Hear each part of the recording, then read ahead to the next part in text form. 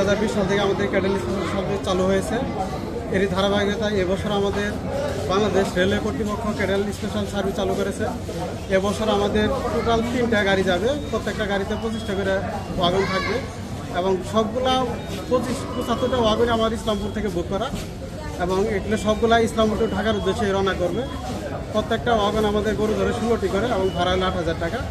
অন্যান্য বছরের তুলনায় আবার আমরা আরও বেশি খারাপ আছি এবং ব্যাপারীরা অত্যন্ত খুশি, তারা স্বল্প খরচে এবং নিরাপত্তার সাথে ঢাকায় বসতে পারে। এই হিসাবে আমরা তাদেরকে যথাযথ সেবা দিয়ে যাচ্ছি। ভবিষ্যতে আমরা এই কার্যক্রম অব্যাহত। একবারে ইসলামপুর ঢাকা বন্ধ কোনো অসুবিধা নেই, তারপরে নামায় হেরি হারায় যাওয়া যায়। গর্ভবতীর খরচ 1,1200। আমি বাংলাদেশ রেলওয়েতে কর্মরত একজন লোকো মাস্টার। তো আমিও গ্রাম থেকে উঠে আসছি। গ্রামের যে মানুষ কৃষক